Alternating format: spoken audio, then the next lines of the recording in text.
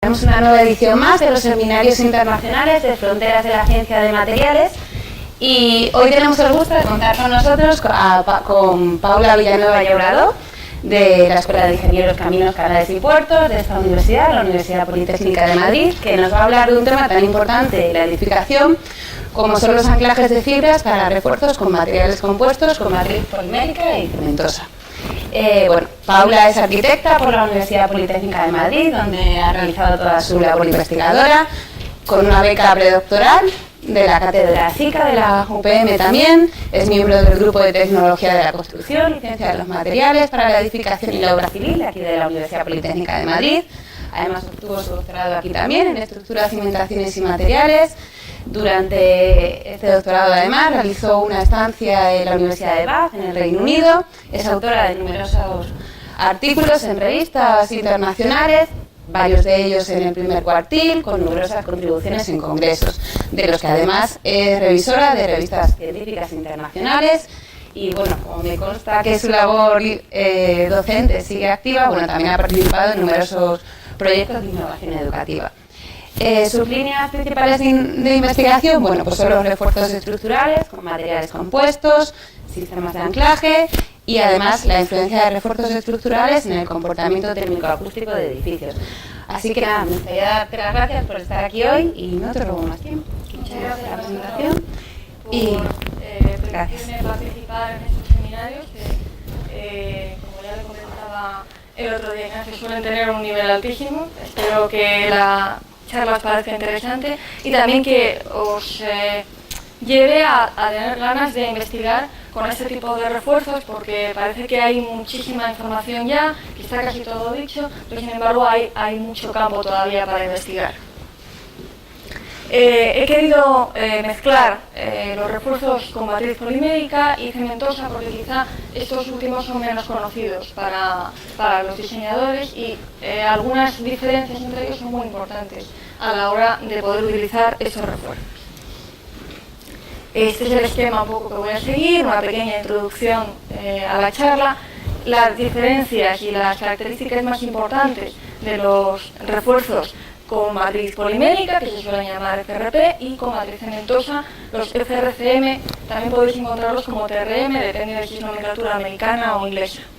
La justificación del uso de anclajes en todos los refuerzos adheridos, tanto de FRP como de FRCM, ya que, bueno, como se verá en la charla, el despegue prematuro de los refuerzos puede evitar que utilicemos tanto como podríamos las propiedades de los materiales y los anclajes permiten un poco paliar este defecto. Unas campañas experimentales que, bueno, tanto de la literatura como algunas que se realizaron para mi tesis, y después el modelo analítico que extrajimos con toda esa investigación. Y sí me gustaría señalar, con respecto a las líneas actuales que estamos siguiendo en el grupo de investigación, que es hasta qué punto sería aplicable ese modelo analítico, esos resultados que obtuvimos, que lo hicimos para FRP, hasta qué punto serían aplicables a matriz cementosa. La motivación de los refuerzos es, lógicamente, alargar la vida útil de las estructuras y la rehabilitación es cada vez más importante, tanto por la concienciación ecológica como por motivos económicos.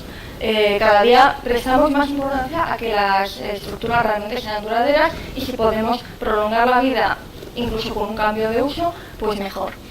Las tendencias actuales en el refuerzo de estructuras son las clásicas, bien sea con recrecidos, colaborantes o estas de materiales compuestos, que son unos materiales ligeros que permiten, con muy poco incremento de sección y de peso, mejorar mucho las propiedades de la sección compuesta reforzada.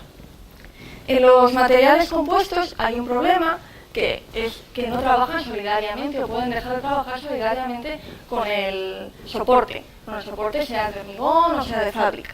Y entonces, prevenir el fallo por despegue es lo que motiva todos los estudios con anclajes. Luego el funcionamiento de sistemas de anclaje, pues, contaré un poco qué tipo de anclajes se utilizan para estos refuerzos y el que en nuestra opinión es quizá el que tenga más proyección a futuro es el anclajes con las mismas fibras que los refuerzos, es por eso por lo que la charla va sobre ellos. Y después la validación del diseño, porque hasta ahora las guías de diseño de los refuerzos con FRP, FRCM solamente hay una guía y es bastante escasa, no incluyen el cálculo de los anclajes. Simplemente dicen que pueden mejorar, pero no incluyen qué contribución numérica tendrían realmente al diseño del refuerzo. Para la elección y diseño de los sistemas de anclaje, tenemos primero que pensar en esa clasificación de los sistemas y luego cuántos parámetros geométricos y resistentes afectan a la contribución final de los anclajes a la resistencia del refuerzo. Y esto es distinto en los anclajes con matriz polimérica y con matriz cementosa. Los refuerzos con materiales compuestos, FRP, seguramente ya hayáis todos oído hablar de ellos, se caracterizan porque tienen una muy alta resistencia, bajo peso, y se suele hablar de su versatilidad de uso, porque se utilizan tanto para compresión, por confinamiento, como para refuerzos a cortante, como para refuerzos a presión. Empezaron utilizándose en hormigón, pero cada vez es más frecuente el uso en fábricas de ladrillo, para prevenir el colapso en eventos sísmicos y también incluso para fábricas de piedra para consolidar las estructuras históricas. En el caso de los refuerzos a flexión cortante, estos son los que digamos son más propensos a sufrir fallos por despegue. Por eso es en los que en principio se basan los sistemas de anclaje. También es verdad que puede haber otros tipos de refuerzos en los cuales se necesita un anclaje para ligar el elemento reforzado a otros elementos más resistentes. Este es el caso, por ejemplo, de los paneles de fábrica de ladrillo que están embebidos en pórticos de hormigón. Muchas veces lo que queremos es transmitir los esfuerzos hasta ese pórtico de hormigón para que el ladrillo no pueda colapsar. Aquí pongo en menos señalado que estos son aptos para elementos con necesidad de refuerzo media y resistencia media o elevada. Normalmente las matrices poliméricas se utilizan porque tienen bastante alta resistencia y porque permiten garantizar que el material trabaje como un compuesto desde que se coloca hasta el fallo. Y el fallo se provoca en la unión, en la interfase del adhesivo o de la resina al soporte. En el caso de los materiales compuestos con matriz cementosa, esto no siempre es así, ya que a veces se degrada la adherencia en la interfase matriz-fibras. Aquí tenéis unos ejemplos de cómo se pueden aplicar superficialmente los refuerzos con FRP. Las aplicaciones pueden ser directamente adheridos al soporte o bien provocando pequeñas rozas en el soporte y embebiéndolos parcialmente. Las características de adherencia en uno y otro caso son completamente distintas y siempre se considera que las aplicaciones superficiales son peores en términos de adherencia.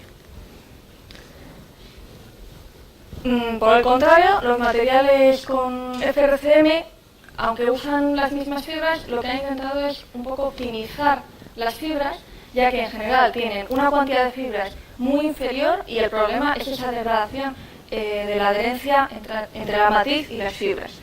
Eso ha motivado la aparición del uso de fibras de PVO que frente a las de carbono tienen todavía mayor resistencia a un módulo elástico que podríamos decir similar. Y lo que se utilizan es en mallas mucho más abiertas que los tejidos en los que se lamina el FRP. Tienen mejor resistencia a alta temperatura y a fuego.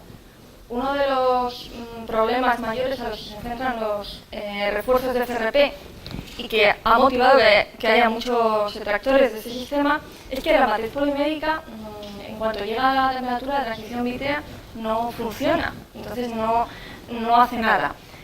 Si la matriz es cementosa, podemos incrementar esa temperatura de trabajo y a la vez mejorar también la ductilidad. Hasta hasta cierto punto, y que si la estructura tiene una utilidad alta, como pueden ser otra vez las fábricas de ladrillo, pues funcione mejor, colabore mejor con la estructura inicial. Por eso aquí pongo elementos con necesidad de refuerzo más baja, porque en general son elementos que ya tienen una estructura menos resistente y se utiliza para refuerzos de mayores dimensiones. Para que os hagáis una idea, refuerzos de FRP se suelen utilizar en vigas y en viguetas, colocando una pequeña tira de 150 milímetros por debajo del elemento.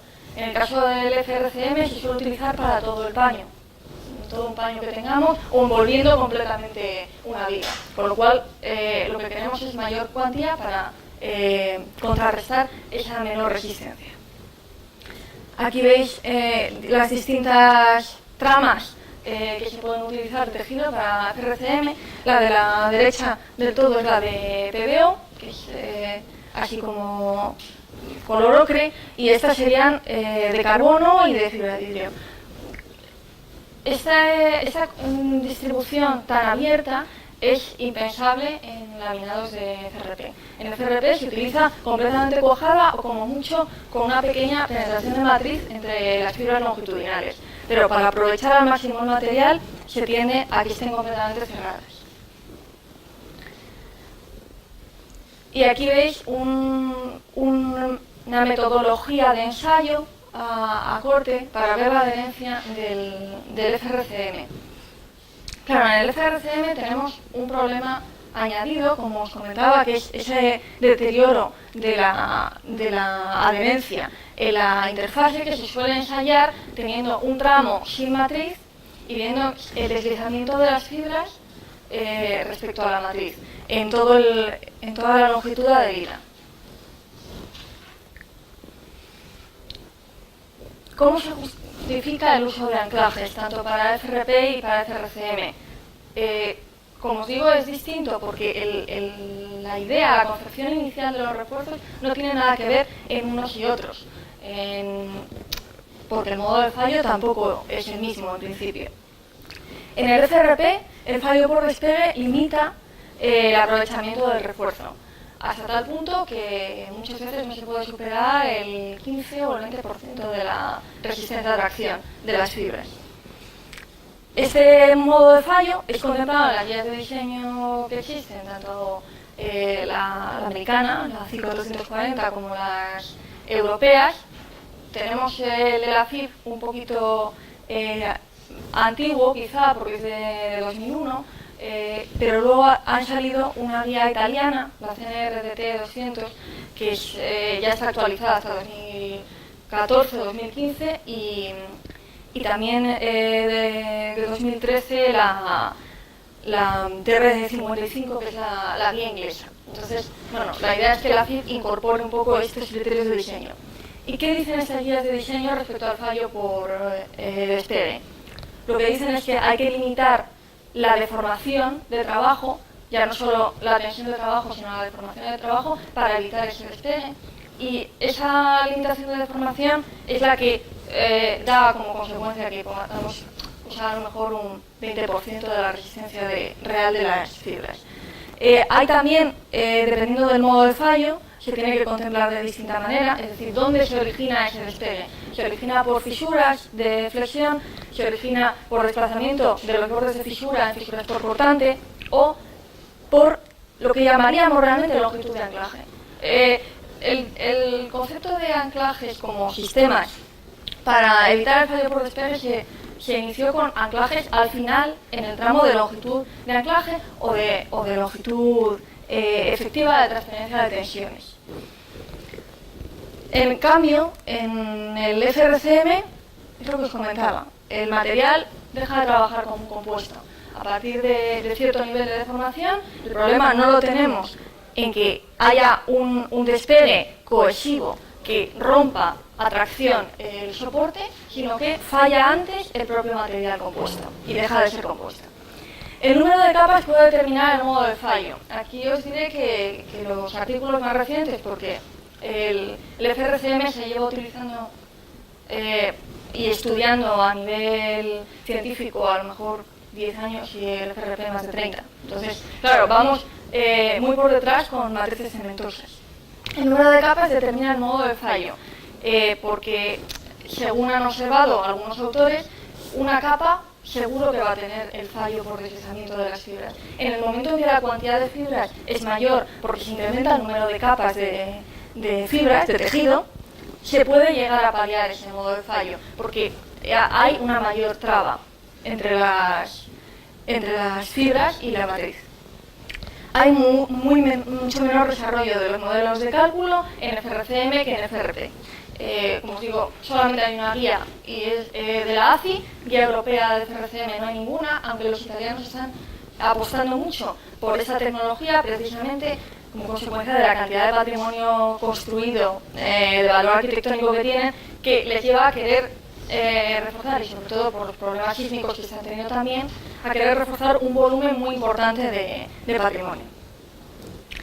La clasificación de los anclajes puede hacerse en función de las solicitaciones a las que está sometido el propio anclaje, en función del modo de fallo que creamos que va a tener el refuerzo y por tanto que queramos evitar o retrasar si es posible, en función del refuerzo para qué estaba hecho, si era un refuerzo a flexión o a cortante, un refuerzo a compresión. Como os digo, los refuerzos a compresión tienen menos problemas de adherencia que a flexión y cortante. Y después, en función de realmente qué están haciendo los anclajes. Los anclajes pueden estar mejorando la adherencia en el sentido de, como esos anclajes al final, colocados en los extremos del refuerzo, ¿qué hacen? Incrementar la resistencia que ya teníamos por la adherencia en esa zona. O bien por equilibrio de la estructura. Esto cuando ocurre, por ejemplo, en una viga, en voladizo, que el momento máximo, el momento flector máximo, está justo en el encuentro con el pilar. Luego ahí no tendríamos posibilidad de disponer de una longitud de adherencia en un refuerzo instalado a posteriori. Entonces, ¿qué se podría hacer? Pues colocar un anclaje en cuña de manera que permita unir ese elemento al siguiente y de alguna manera conseguir un efecto de hiperestatismo. Y después, por último, mejorar la ductilidad. Cuando se disponen varias filas de anclajes, lo que conseguimos es un colapso progresivo. El despegue normalmente es muy rápido, de manera que si tenemos una serie de puertas de bloqueo que impidan que colapse la estructura en el momento en que el refuerzo empieza a fallar, será siempre preferible. Aquí tenéis un pequeño esquema de casi todos los tipos de anclaje que hay ahora mismo.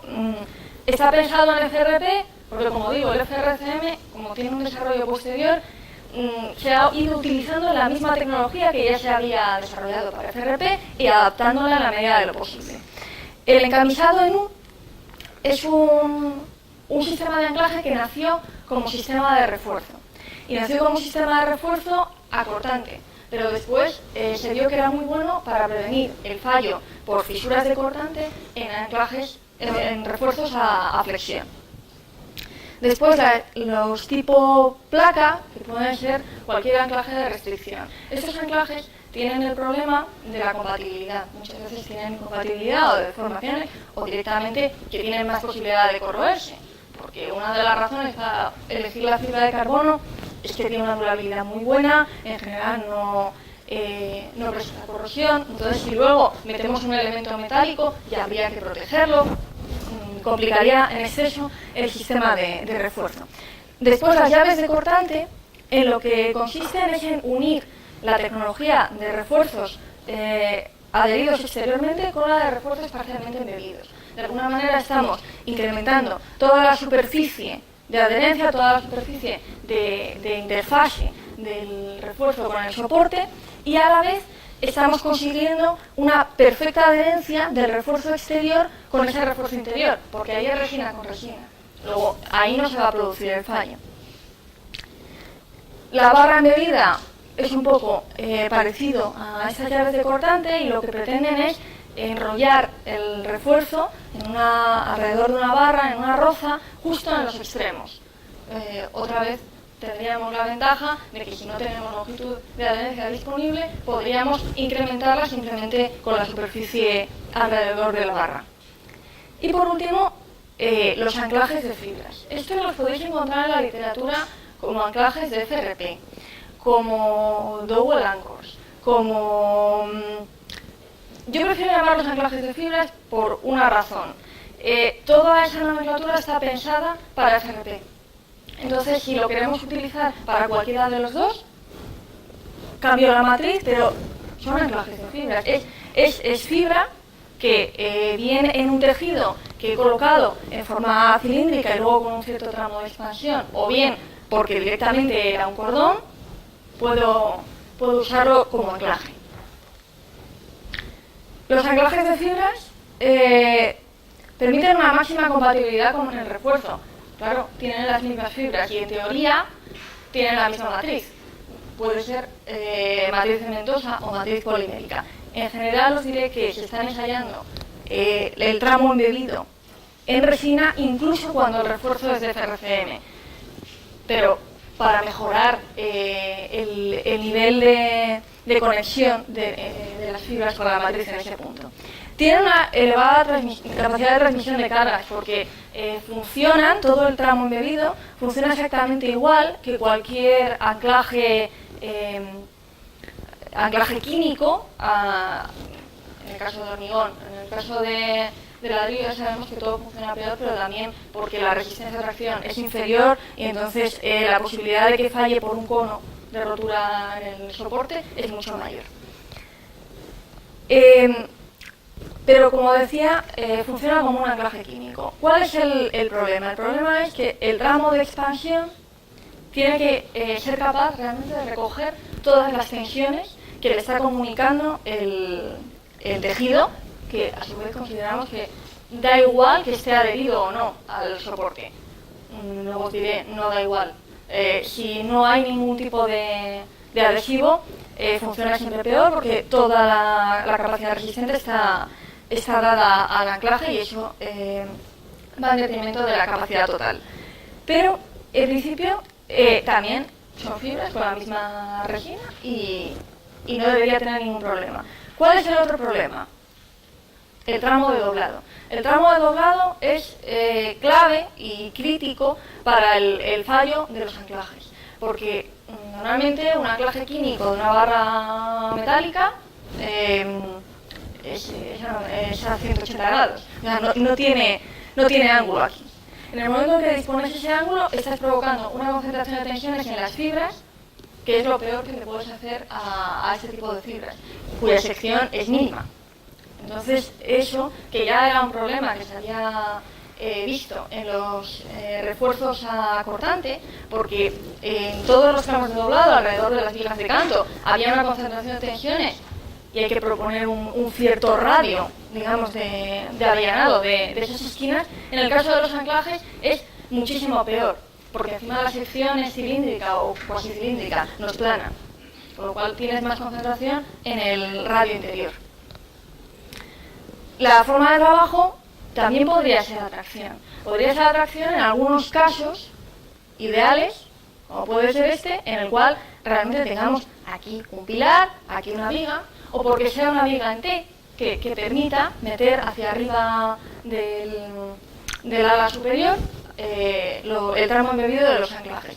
En el caso contrario, siempre tendremos unos ángulos que variarán entre 90 y 135. Es casi imposible hacer más de 135 porque si no estaríamos provocando aquí la rotura a tracción del soporte. ¿Hasta qué punto pueden mejorar el comportamiento de los refuerzos, estos anclajes de fibras? Esto está ahora pensado para FRP, pero hasta cierto punto el comportamiento general sería asimilable en los dos casos.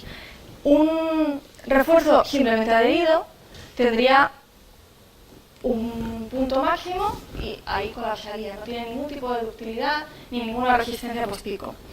En cambio, un refuerzo con un anclaje, dependiendo además del número de filas de anclajes, podría tener tantas iteraciones como puntos hasta el colapso de cada fila de anclajes.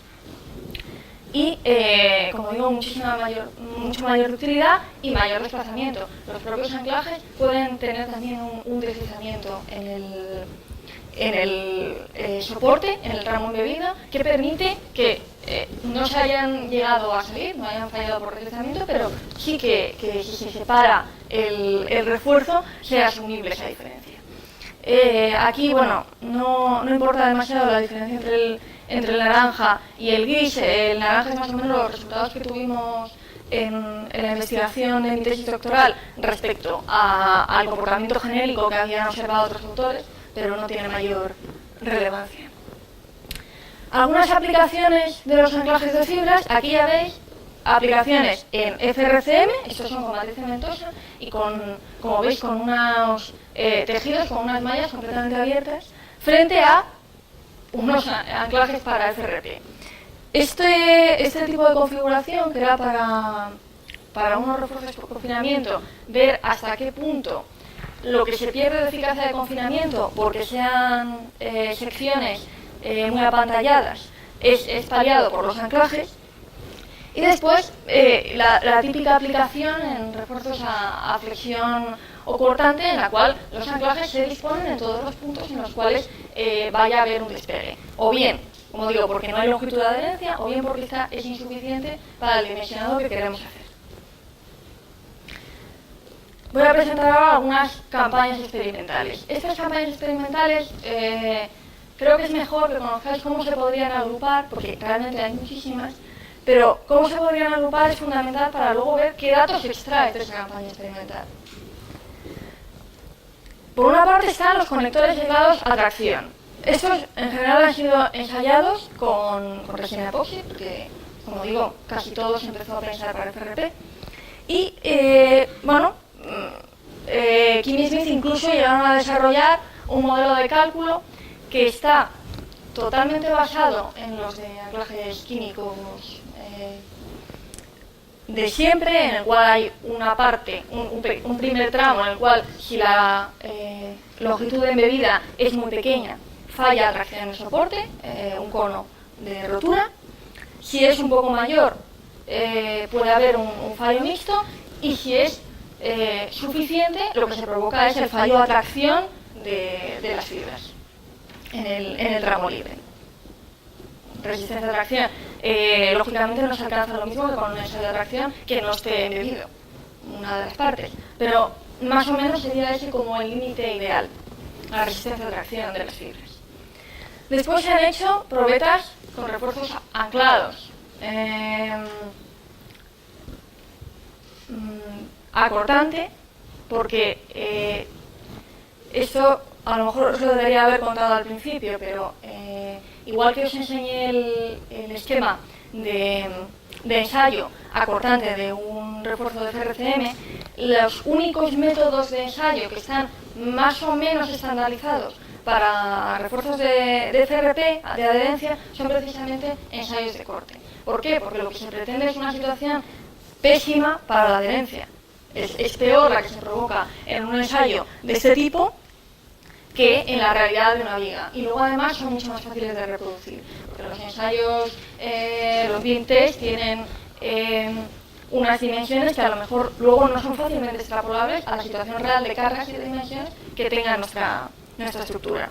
De manera que para estimar la resistencia de adherencia, la resistencia pésima de adherencia de un refuerzo, se podrían hacer simplemente ensayos de corte. Hay suficientes ensayos de corte sin anclaje como para sacar cuánto es la resistencia de adherencia. Hay modelos, están metidos en las propias guías de diseño. Yo os diré que más o menos con unos 150 milímetros o 200 desarrollas toda la resistencia de adherencia, que es capaz de tener para un hormigón de resistencia normal un refuerzo de 2 capas de fibra de carbono.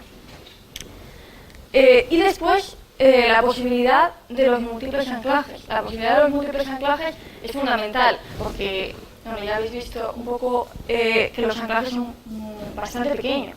Los anclajes pueden tener un diámetro de 10 milímetros, 12 milímetros y una longitud pues de 10 centímetros embebido y 10 centímetros libre. Son muy pequeños. Si queremos cubrir un refuerzo a lo mejor de 300 milímetros de ancho, vamos a necesitar probablemente varios anclajes. esta es la parte de la investigación que quizá en FRP está más por desarrollar. Animo a cualquiera que quiera que se anime con ello, porque realmente es interesante ver cómo, desde luego, la resistencia no es el doble con 2 anclajes que con 1, por supuesto, pero porque tampoco hemos llegado a la conclusión de hasta dónde llegaría con un único anclaje. A lo mejor si sabemos hasta dónde llega con un único anclaje, a partir de ahí disponemos el doble de ancho de tejido y el doble de anclajes. Pero realmente el ancho efectivo en el cual funciona un único anclaje no lo sabemos bien todavía. El FRCM tiene, como digo, un menor desarrollo y los autores o bien han hecho, aplico la misma tecnología del FRP a FRCM, a veces poniendo resina en el tramo embebido de los anclajes, o bien hago una comparativa. Pongo refuerzos de un tipo, de otro, con los mismos anclajes. Eso es en general lo que se ha desarrollado hasta ahora.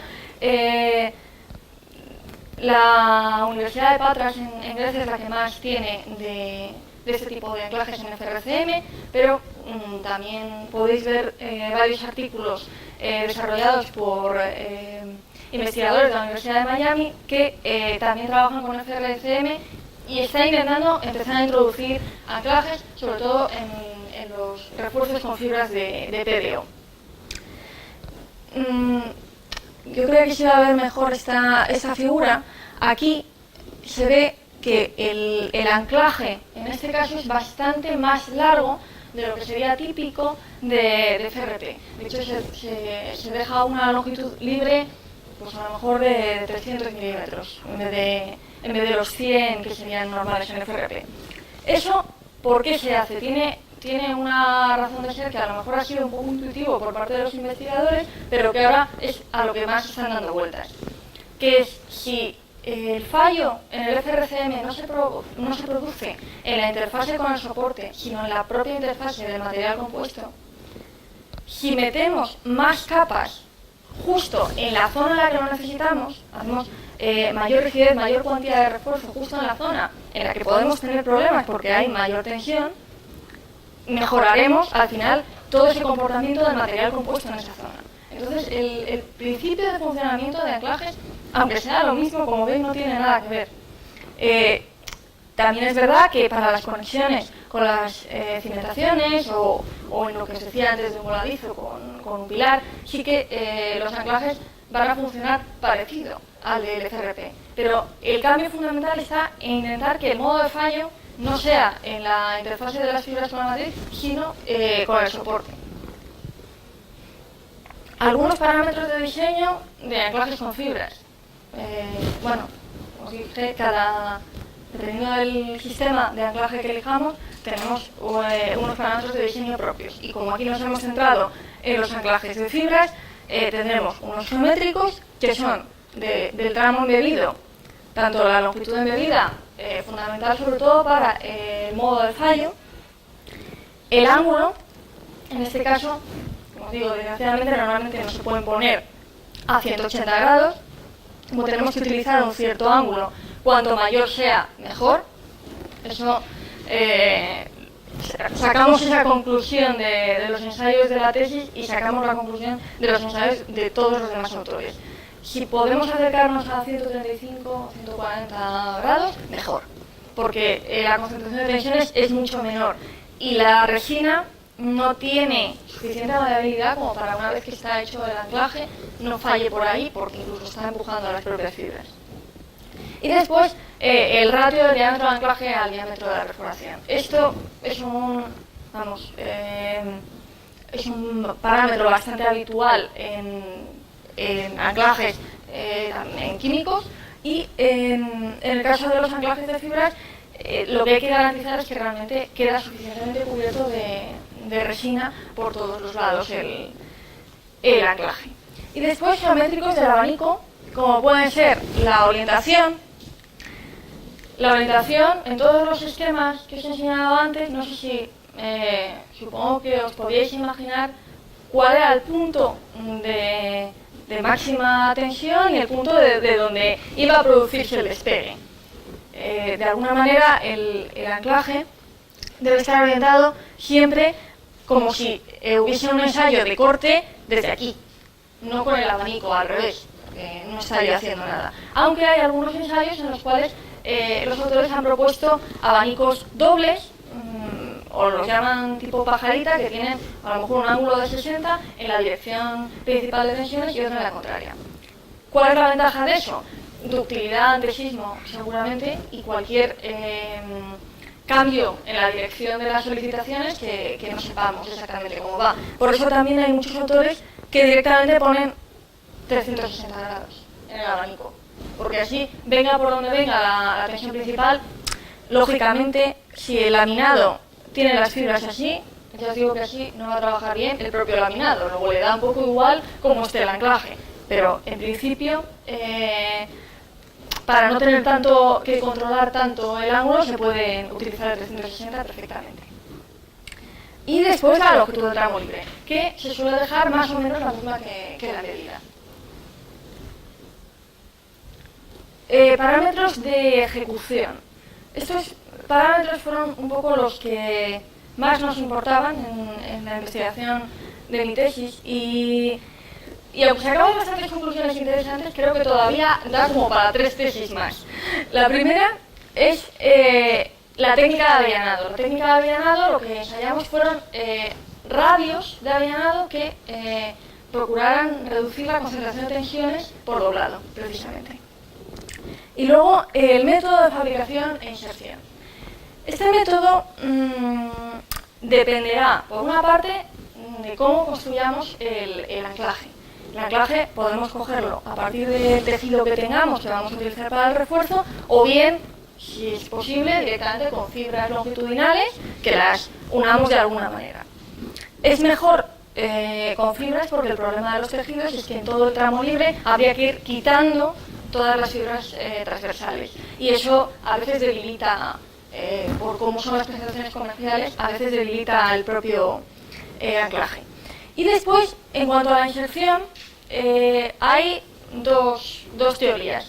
Unos que dicen que es mejor beberlo en fresco para garantizar que la resina de inserción es la misma con la que impregnamos el tramo en beber y lo metemos en el soporte en el mismo momento de impregnarlo, y otra que dice que esperemos 24 horas para poder tener un tramo rígido que no se nos doblen las fibras al insertarlas. ¿Cuál es el problema ahí? Que haya alguna posibilidad de deslizamiento entre la resina que estaba seca y la nueva resina, porque, bueno, sobre todo si no tenemos cuidado, hay condiciones de polvo en la obra, es difícil controlar, o de humedad distinta, entonces ahí tendríamos que tener esa precaución, pero en principio es muchísimo más cómodo para la inserción. Después, el abanico, la posición respecto al refuerzo.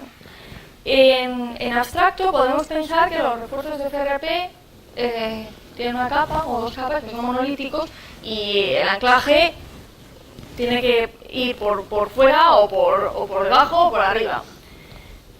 Es preferible, si tenemos refuerzos multicapa, que el anclaje, el abanico, esté entre las 2 capas, porque realmente es la mejor manera de transmitir las tensiones.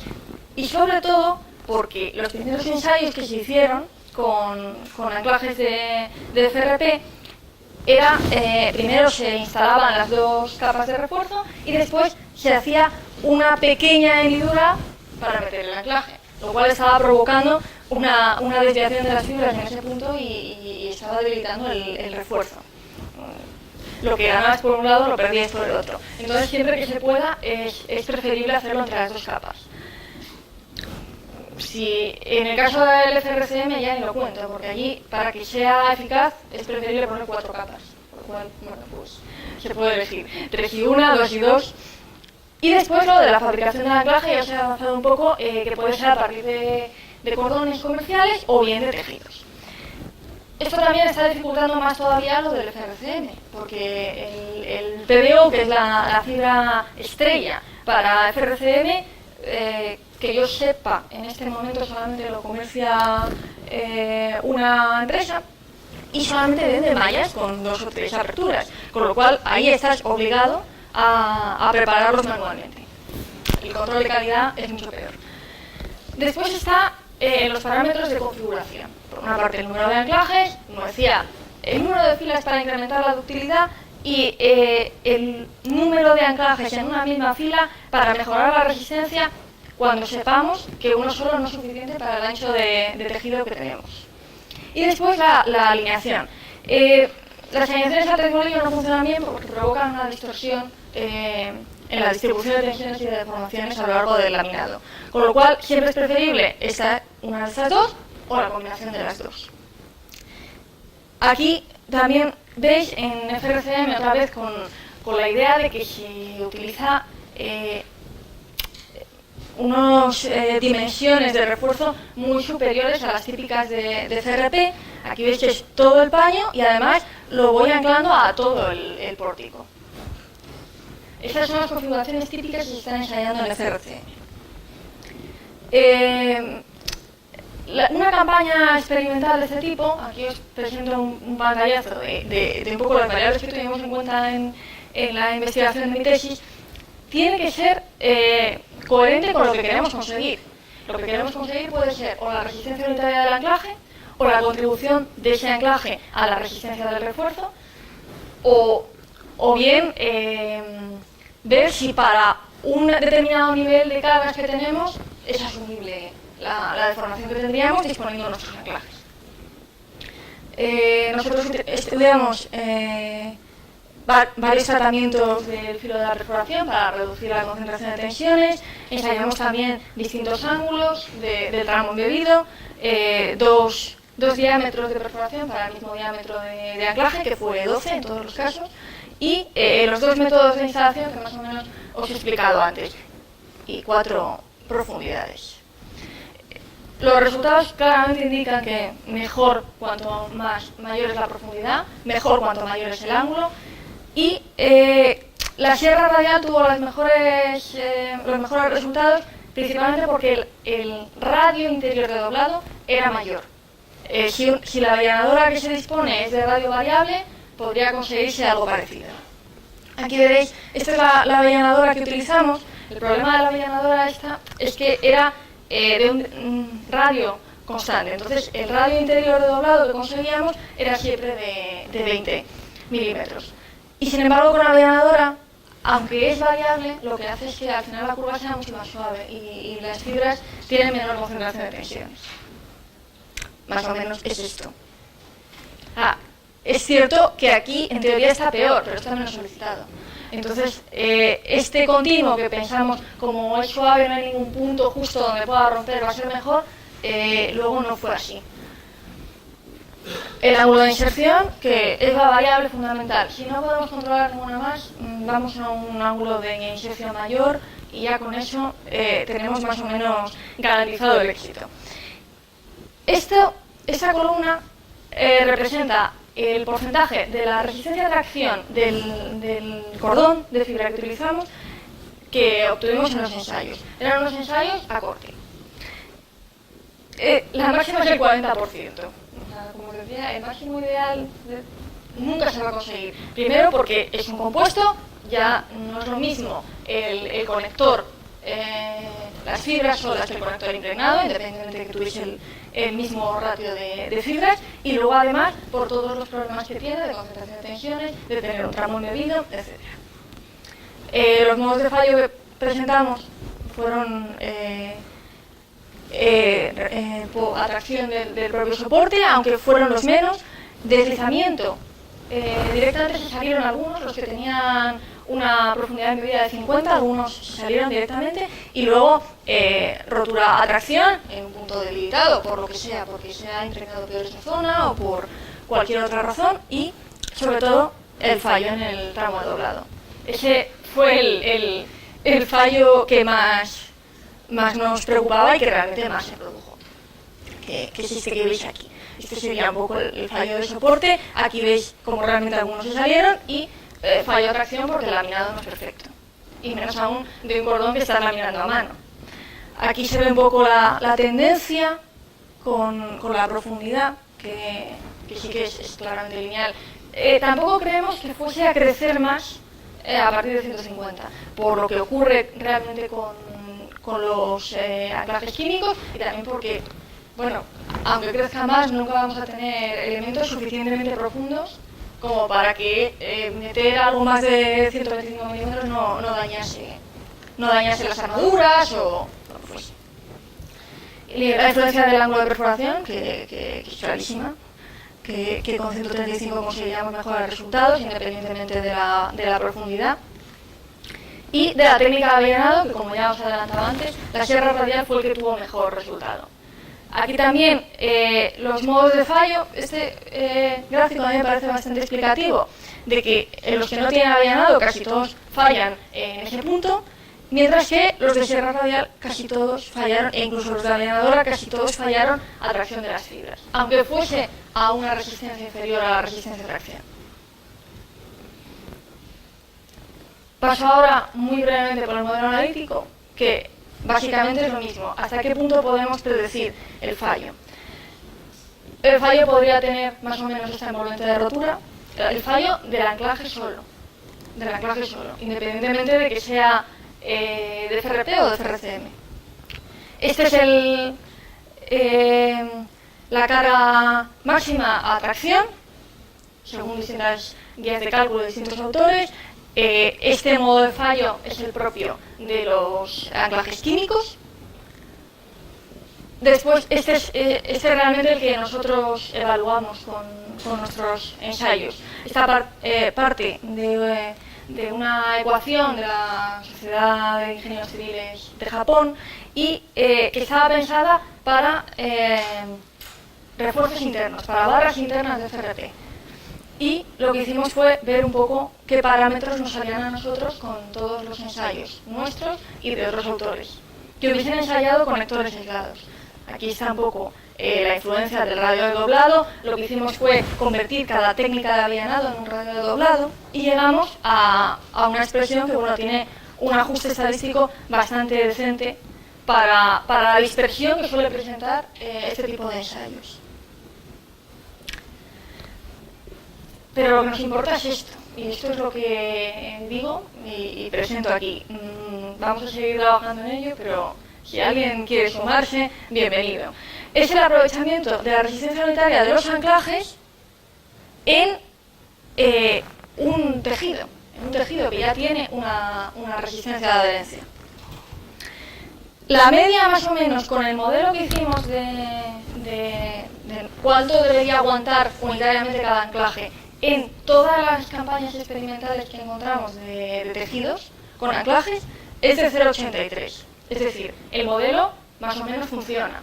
Si ponemos un coeficiente de seguridad, más o menos podríamos calcular cuánto resiste con anclaje, teniendo en cuenta que el anclaje resiste tanto por su acodamiento, por el tramo embebido que tiene, etc.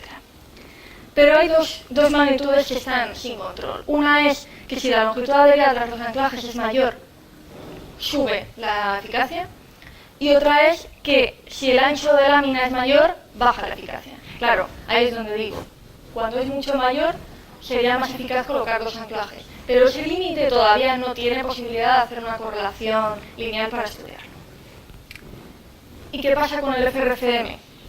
En el FRCM el crecimiento no es lineal, ni con el número de capas de refuerzo, ni con los anclajes, ni hay posibilidad a día de hoy de coger esa misma resistencia unitaria del conector calculada con nuestro modelo, aunque el conector esté hecho con resina, y luego aplicarlo a FRCM. ¿Por qué? Porque esa transmisión del conector al refuerzo no es perfecta, no es tan perfecta como en el FRP. Lo que sí que hace es provocar el cambio en el modo de fallo, porque actúa como una capa extra en el punto en el que más se necesita. Y por supuesto, la eficacia depende de la cantidad de fibras en la zona anclada. Si ya lo teníamos con fallo adherente porque habíamos conseguido evitar el fallo en la interfase matriz-fibras, sí podemos conseguir un comportamiento más cercano al de FRP. Como conclusiones, sencillamente, recordar que si queréis diseñar alguna vez con anclajes, ¿cuál es el modo de fallo que queréis evitar en vuestro refuerzo? Primero tenéis que conocer el refuerzo a fondo y saber cómo va a fallar. ¿En qué tipo de refuerzo? Lo que os decía antes también, que si es a flexión, a cortante o confinamiento, y la cuantía del refuerzo. Sobre todo si es RCM, porque no tiene nada que ver el comportamiento con la cuantía. Y los anclajes de fibras son adecuados a los dos, pero se necesita a día de hoy un modelo de cálculo específico para FRCM. Los conectores aislados sí que se pueden estudiar, y hasta ahora más o menos sacamos conclusiones bastante coherentes, pero en refuerzos anclados hay que, por una parte, utilizar los mismos sistemas de ensayo que están homologados para la adherencia, para hacer unos ensayos con y sin anclajes de lo mismo, para ver que realmente esa es la contribución de los anclajes, y después la dificultad de la aplicación o extrapolar eso a estructuras reales. Actualmente estamos trabajando en nuestro grupo en 3 líneas. Una es la influencia del tipo de mortero en el FRCM. Esto ni lo he comentado, pero el problema de la interfase de matriz-fibras tiene que ver con la capacidad de adherencia del mortero a las fibras. Si ese mortero está mejorado, puede ser mejorado con polímeros, mejorado con nanofibras, se puede mejorar bastante esa interfase. Luego la aplicabilidad del modelo, conseguir que con la misma resistencia a tracción del conector o a corte del conector consigamos ver en qué porcentaje mejora la adherencia del refuerzo, y después diseñar los anclajes de fibras con epoxi y con grout para acercarnos más a la compatibilidad en el caso del FRCM. Muchas gracias.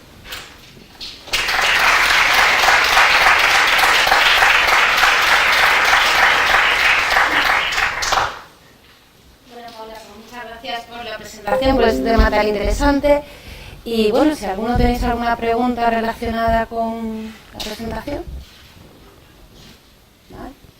¿Se ha quedado todo muy claro?